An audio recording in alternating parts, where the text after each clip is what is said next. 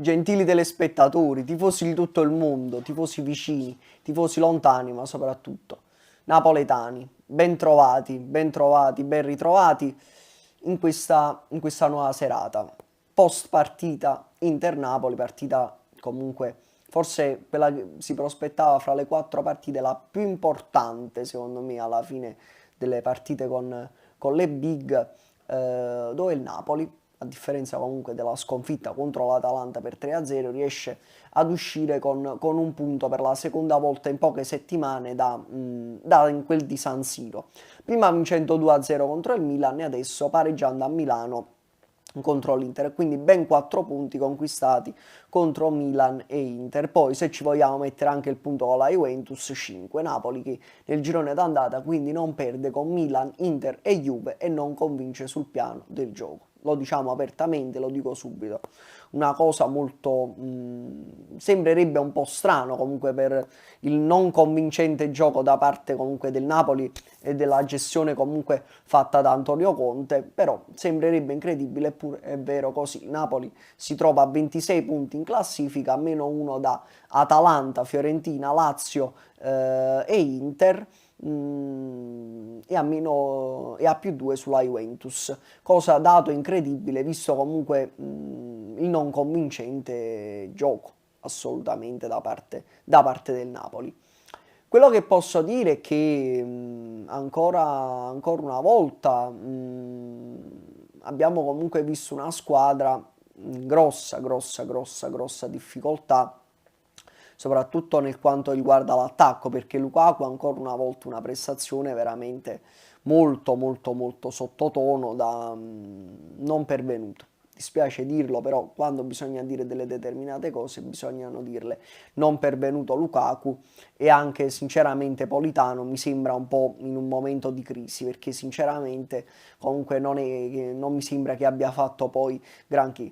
Però nonostante comunque il Napoli non stesse convincendo sul piano del gioco, è riuscito comunque a passare in vantaggio con comunque un tocchetto di McTominay davanti a Sommer che si è smarcato bene e ha portato il Napoli in vantaggio realizzando comunque un altro gol, mettendo a segno ancora un altro gol dopo la partita contro il Como e, contro il Palermo. E quindi comunque ci voleva questo gol anche comunque per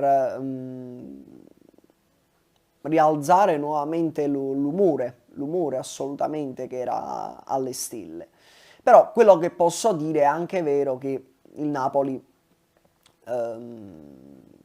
dal punto di vista poi dell'attacco, al di fuori di questo gol, non è riuscito mai a trovare un tiro in porta proprio appunto perché l'attacco è ancora molto incerto con questa situazione del belga ancora in fase di stallo. Vedremo cosa succederà, però una cosa è certa, così non si può assolutamente continuare.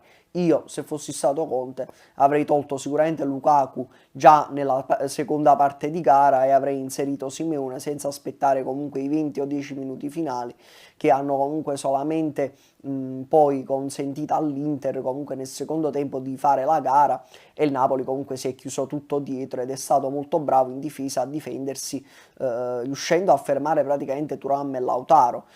Inter che poi nel primo tempo, nonostante il Napoli era passato in vantaggio, alla fine con un Eurogol da parte di Çalhanoğlu, dove Meret comunque non è risultato impeccabile, assolutamente fuori dai pali da quel tiro da lontano non puoi stare, vabbè che non te lo puoi aspettare, però lì secondo me la colpa è un po' del centrocampo e anche, ma maggiormente di Meret, perché comunque non puoi essere fuori dai pali in quella maniera lì e del centrocampo comunque che al di là che la distanza era talmente alta però non puoi permettere a Çalhanoğlu di concedersi quello spazio perché veramente ha fatto un Eurogol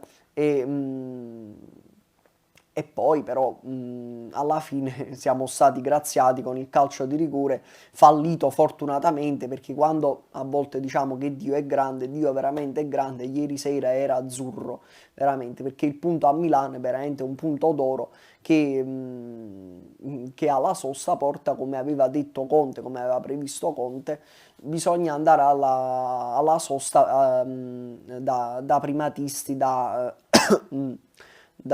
capolisti e così comunque è stato con un punto in più sulle altre. Ora poi voglio toccare un argomento importante che mi sta molto a cuore, perché chi mi conosce bene comunque sa delle mie passioni canore. Domani comunque ricorrerà il 12 novembre l'anniversario di morte del grande re della sceneggiata, Mario Merola. Mario Merola per me è rientrato secondo me nell'antologia della canzone napoletana, fra i più grandi artisti come Sergio Bruni, Aurelio Fierro, ehm, Mario Abbate, comunque Tony Assarita, sono comunque artisti che rimangono nel cuore della canzone napoletana, e Mario io ce l'ho veramente nel cuore perché sono comunque, seguo sempre comunque i suoi film, l'ho sempre seguito, ho anche avuto il piacere di conoscere il figlio Francesco, che comunque porta avanti il nome.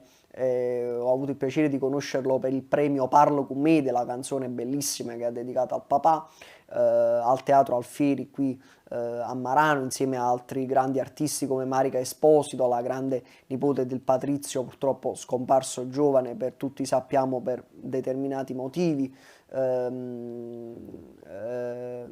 Nello Amato e altri comunque numerosi artisti che comunque ci furono, tra cui anche il grande Giacomo Rizzo, permettetemelo di dire. Quindi volevo comunque solo aprire questo tassello e comunque dire: Mario, sei sempre nel mio cuore e rimani comunque nella storia. Il maestro, come disse la curva A, il grande striscione quando Mario Merola finì, grande maestro, rimarrai sempre nei nostri cuori, non sarai mai dimenticato. Ciao Mario.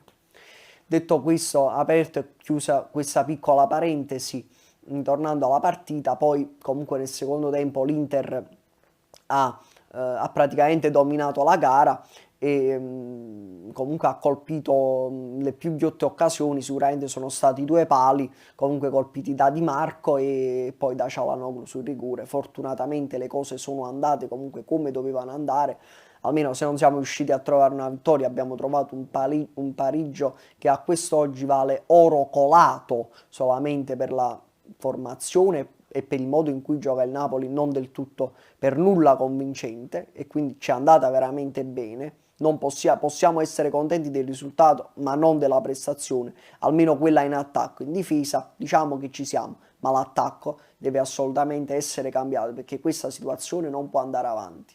Non può andare avanti, non può andare e non può andare avanti. Bisogna cambiare registro. Da dopo la sosta o Conte prende provvedimenti, oppure per me comunque Lukaku, almeno se fossi io l'allenatore, se fossi Antonio Conte, lo sbatterei in panchina, perché assolutamente non si può continuare così. Dentro il Ciolito, fuori Lukaku, assolutamente, già dai primi minuti, non scherziamo proprio. E poi onestamente non ho concepito la sostituzione di togliere Politano e inserire Ngonge invece di inserire Neres.